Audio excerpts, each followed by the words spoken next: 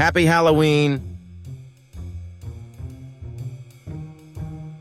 The first time I sold a screenplay option, a non-refundable down payment with the option to purchase the script, was for a Halloween comedy called The Bag Snatchers. Where I grew up, snatching candy bags was serious business and much more fun than merely trick-or-treating. The thought of having your bag full of candy snatched away in an instant was more frightening than any fake ghosts or phony gravestones.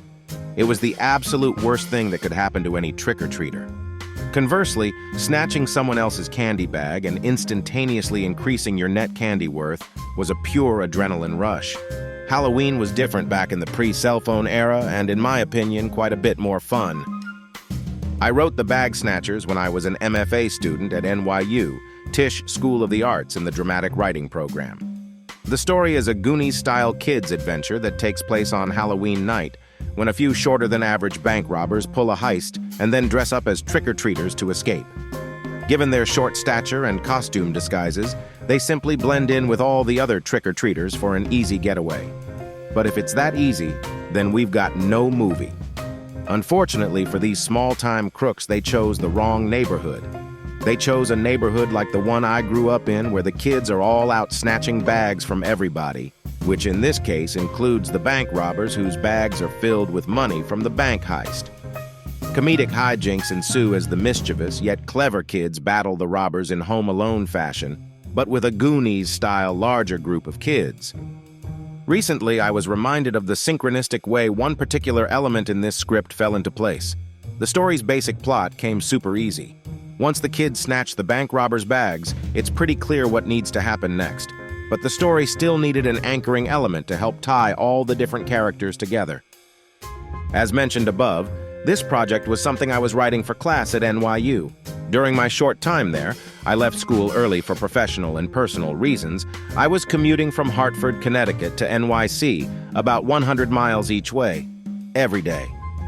2 or 3 hours of sleep per night finally caught up with me, and one morning I overslept, leaving me no way to make it to the city in time for class. I was getting burned out and needed some time to reassess my life situation because I knew I couldn't keep it up much longer. Rather than heading back home and completely wasting the day, I decided to drive to a spot I used to go sometimes when I needed to think. It was a small parking area along the Farmington River in Windsor, Connecticut, my hometown just north of Hartford. It happens to be the same spot where they filmed the scene from the movie War of the Worlds, 2005, where Dakota Fanning's character sees the dead bodies floating in the river. Sometimes when there are no other cars parked there, you can hear the river gurgling across the rocks, and it's a quiet, therapeutic place to clear one's mind. It was a perfect fall day. Bright sun, bright yellow leaves gently blowing, and not another car in sight. So, I sat on the hood of my car and listened. I waited for the river to speak, but the river had nothing to say to me that day. Still, the sound of the flowing water helped calm my anxiety. Until my peace and serenity was interrupted when an older pickup truck pulled into the parking area and parked in the space right next to me, despite the fact that all the other spaces in the parking area were wide open. The raggedy truck sounded like it had a hole in the muffler, and loud rock music played through crackly speakers. I could no longer hear the river and was beyond frustrated at that point. To make matters worse, a man climbed out of the truck and came directly toward me, eager to socialize. It was still morning, and the guy was already drinking a brown-bagged beer. I tried to be cordial, but shortened our conversation, hoping he'd get bored and go away. But the guy was persistent. It was like it was his mission to force me to listen to his problems. He told me he was a roofer and had sustained multiple injuries from work, and how he just got fired. I didn't care about this guy's problems. I had my own more important problems to worry about. Like, how was I going to finish this story I was writing? Against my better judgment, I went ahead and explained to him that I was working on a movie script about Halloween. The man's face lit up. He told me he loved Halloween and even had a specific gag he did every year. He'd dress up in a gorilla suit and sit on the porch, really still making people think it was just a stuffed suit, kind of like a scarecrow. He'd also have a sign warning trick-or-treaters to only take one piece of candy from the tray. Then he'd suddenly jump up and scare the crap out of the trick-or-treaters. It was an old gag I'd seen before, but hadn't thought about it since I was a kid. Instantly, my mind began to fit his gorilla suit idea into my story. It was a perfect fit and made me eager to hear more about this guy's Halloween stories.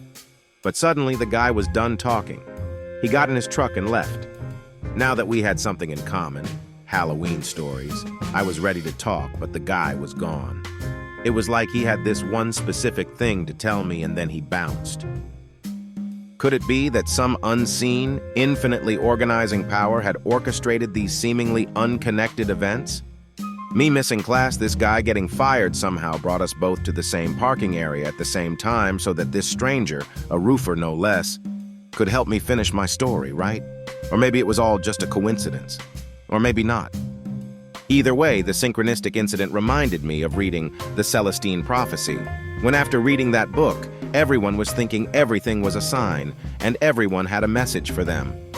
Most daily interactions are indeed mundane and routine occurrences, but what if sometimes the universe orchestrates things just so you come across a seemingly random person, situation, or even a blog, and it has a specific message for you? An answer to a question you've been wrestling with. As a creative storyteller, it's usually when I let go and stop looking for an answer to a problem, when the universe provides a solution, and often it comes from the least likely sources. As video games become more and more lifelike, perhaps it's because this thing we call life is actually more game-like than we realize, where we all take turns being both players and NPCs in each other's life games. Maybe the next person you interact with after seeing this will have a specific piece of life-changing information tailor-made just for you. Or you for them. The signs are everywhere, as they say. Story-wise, the gorilla suit gag served as a good anchor point for the story. Although it's repetitive to keep using the same gag over and over each time a different group of neighborhood kids visits Gorilla Guy's house by drastically changing each outcome, it also serves as a narrative compass for the audience. Sometimes repetition can be the best tool for demonstrating dramatic change in a story. Groundhog Day, 1993, is probably the best modern example of this technique. If you'd like to read a short scene from Bag Snatchers showing how the gorilla suit guy was integrated into the story, head on over to Substack. I'll see you over there. Don't forget to like and subscribe.